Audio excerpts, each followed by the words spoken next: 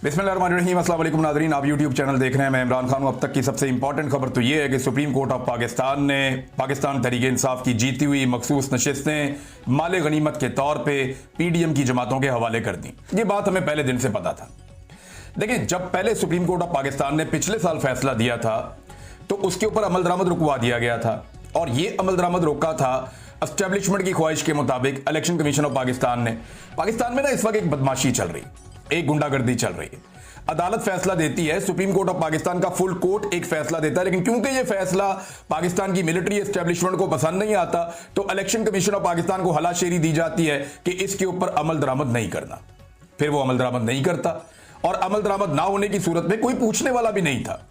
एक साल तक इस फैसले पर अमल दरामद नहीं हुआ, किसी ने नहीं पूछा, बल्कि नजरसानी आ गई। अब नजरसानी की अपील के अंदर जनाब कुछ था ही नहीं, लेकिन इसके बावजूद एक आईनी बेंच बनाया गया। और आईनी बेंच, आपको पता है कि 26वीं आईनी तरमीम के बाद अपनी मर्जी के लिए और अपनी मर्जी के फैसलों के लिए पाकिस्तान की एस्टेब्लिशमेंट ने आईनी बेंच बनाया था, जो पाकिस्तान की एस्टेब्लिशमेंट की मर्जी के मुताबिक फैसले करेगा। फिर अपनी मर्जी के जजेस भी अदालतों में पहुंचाए गए, जजेस की ट्रांसफर पोस्टिंग्स भी की गई। खास तौर पे सुप्रीम कोर्ट ऑफ पाकिस्तान और इस्लामाबाद हाई कोर्ट और पंजाब हाई कोर्ट जो लाहौर में है, लाहौर हाई कोर्ट, इनको पूरी तरह से कंट्रोल कर लिया गया पाकिस्तान की एस्टेब्लिशमेंट की जानिब से। और अब बिलाखिर वो फैसला आ गया जिसके बारे में हम सब बात कर रहे थे।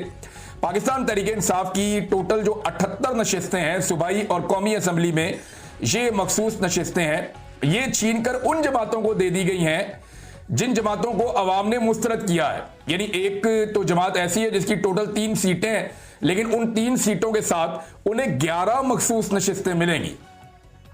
नॉर्मली ये होता है कि जो जमात 3 सीटें जीतती है तो उसको 1 सीट मिल जाती है, नॉर्मली ऐसा होता है। लेकिन यहां पे क्या हो रहा है कि जो जमात 3 सीटें जीती है उसको मखसूस नशिस्तें 11 मिल जाएंगी। अंदाजा करें आप, अवाम ने उनको मुस्तरद किया, अवाम ने उन्हें कहा जी हम आपकी शक्ल नहीं देखना चाहते, लेकिन पाकिस्तान की अदलिया बजिद है और पाकिस्तान की एस्टेब्लिशमेंट बजिद है कि ये सीटें हमने यहीं पे देनी है। 13 जनवरी का एक स्यातरीन दिन था 2024 का, जब बल्ले का निशान पाकिस्तान की सबसे बड़ी पॉलिटिकल पार्टी से छीना गया और एक बहुत बड़ी कंट्रोवर्सी में पाकिस्तान के इलेक्शन को डाल दिया गया। लेकिन 8 फरवरी को पाकिस्तानियों ने मुंह तोड़ जवाब दिया और पाकिस्तान की एस्टेब्लिशमेंट को और अदलिया में बैठे हुए उनके मोरों को बदतरीन शिकस्त दी। अब ये जो 27 जून का दिन है, मुहर्रम की पहली तारीख है, इस्लामी साल का आगाज हो रहा है, और आगाज एक बहुत बड़ी नाइंसाफी के साथ हो रहा है। यानी इस्लामी साल के पहले दिन ही एक बड़ी नाइंसाफी की बुनियाद रख दी गई है। लेकिन ये जुल्म करने वाले एक बात याद रखें कि एक दिन हम सारे पाकिस्तानी मिलकर इन सारे मुजालिम का बदला लेंगे। इन तमाम चीजों का जवाब उन्हें देना पड़ेगा। अदलिया पर जो काला धब्बा लगा है वो तो लगा है, मगर याद रहे इसके असल किरदार ना सिर्फ बेनकाब होंगे बल्कि तारीख के कूड़ादान का हिस्सा बनेंगे। ये याद रखिएगा मेरी बात, ये आज मेरे अल्फाज आप याद रखिएगा। जो लोग ये गंद मार रहे हैं पाकिस्तानी कौम के साथ, इन्हें पाकिस्तानी कौम को जवाब देना पड़ेगा और ये तारीख के हाथों बदतरीन रुसवाई का सामना भी करेंगे। ये अभी बिलावल को तो बहुत अच्छा लग रहा है ना, ऊपर से वो डेमोक्रेटिक बने हुए होते हैं कि जनाब हमें मुफ्त का माल मिल रहा है, माले गनीमत मिल रहा है, इलेक्शन कोई और जीता है, सीटें हम लेकर जाएंगे। अभी तो बहुत अच्छा लग रहा है, लेकिन एक वक्त आएगा कि ये लोग पछताएंगे। शरीफ खानदान का क्या कहना, वो तो शुरू से ही गोद में बैठने के आदी हैं और वो गोद में ही आज भी बैठे हुए हैं, तो उन्हें तो मुफ्त के माल की आदत पड़ी हुई है। कभी इसके छापे में हाथ मार दिया, कभी इसके हाथ मार दिया, कभी यहां से लुटमार कर दी, तो बूट मालिश के साथ वो अपने इक्तदार को तूल देते रहते हैं, हमेशा देते रहते हैं। लेकिन ये सारे किरदार तारीख के कूड़ादान में जाएंगे और पाकिस्तानी एक दिन अपना हक जरूर लेंगे। पाकिस्तानियों को मायूस करने के लिए बार बार कहा जाता है कि ये तो कौम ही नहीं है, ये तो खड़े ही नहीं हो सकते, वो बंगाली तो कौम थे, वो इसलिए खड़े हो गए, वो तो अपना हक लेना जानते थे, ये कभी इकट्ठे नहीं हो सकते, और नहीं, ये नहीं, पाकिस्तान में कभी इनकलाब नहीं आ सकता, और नहीं, ये मुमकिन ही नहीं। ये सिर्फ और सिर्फ कौम को मायूस करने के लिए किया जाता है।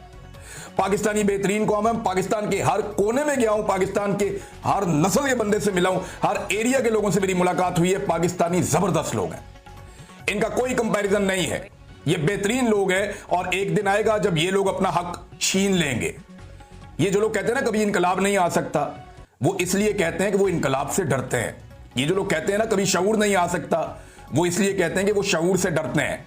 ये जो लोग कहते हैं ना कभी पाकिस्तान में तब्दीली नहीं आएगी, ये अवाम खड़ी नहीं हो सकती, वो इसलिए कहते हैं कि वो अवाम से डरते हैं और अवाम को तकसीम करना चाहते हैं, मायूस करना चाहते हैं। या तो लोग मायूस हो जाएं अदलिया से, एस्टेब्लिशमेंट से, इंतजामिया से, सियासतदानों से, पार्लियामेंट से, हर चीज से मायूस होकर हाथ पैर छोड़ के बैठ जाएंगे, दफा करो यार, ये सियासत है ही गंदी, अपने बच्चों का पेट पालो। या तो लोग ये करें, और यही सूट करता है पाकिस्तान की एस्टेब्लिशमेंट को। आपने हार नहीं मान ली। मेरी पाकिस्तानियों से गुजारिश है कि अपनी जद्दोजहद जारी रखें। मेरी पाकिस्तानियों से गुजारिश है कि फोकस रखें इस बात के ऊपर कि बंद कमरों में फैसले नहीं होंगे। फोकस रखें इस बात के ऊपर कि एस्टेब्लिशमेंट पाकिस्तानियों के मुकद्दर का फैसला नहीं करेगी। अवामी मुंतखब नुमाइंदे ये फैसला करेंगे और मैंडेट का एहतराम होगा। पाकिस्तान में रूल ऑफ लॉ होगा, पाकिस्तान के अंदर आजादी इजहार राय होगी, पाकिस्तान में जुल्म, जबर और फस्तायत ये सब कुछ खत्म होगा, इंसानी हकूक की पामानियां बंद होंगी। और ये होगा, और ये हम करेंगे। वो बड़ा जबरदस्त एक शेर सुनाया था एतजाज अहसन साहब ने कि जबर का मौसम कब बदलेगा, हम बदलेंगे तब बदलेगा, और हम इंशाल्लाह इसे बदलेंगे। वक्त आ जाएगा, हो सकता है वो वक्त दूर हो, लेकिन वो वक्त आएगा जरूर, ये मेरा ईमान है। नाज़रीन, 7 जूनियर जजेस ने 8 सीनियर जजेस का अक्सरियती फैसला मुस्तरद कर दिया। यानी ये तो यही हो गया ना, जिसकी लाठी है उसकी भैंस है। एक जज साहब ये फरमा रहे थे कि मैं इदारे की खातिर अपनी मां की फातिहा छोड़कर आया हूं।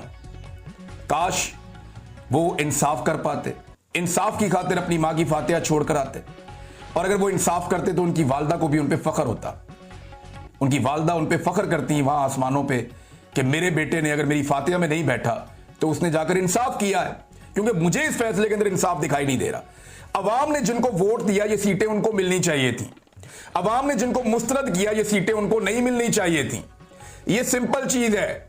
आप अपना दिमाग तो अप्लाई करें। कोई एक आदमी मुझे बताए कि भाई जिन्हें लोगों ने वोट ही नहीं दिया उन्हें मखसूस नशिस्तें कैसे मिल जाएं, जिन्हें लोगों ने वोट दिया उनसे कैसे छीन ली जाएं। अब इसका नतीजा क्या होगा कि एक तो मखसूस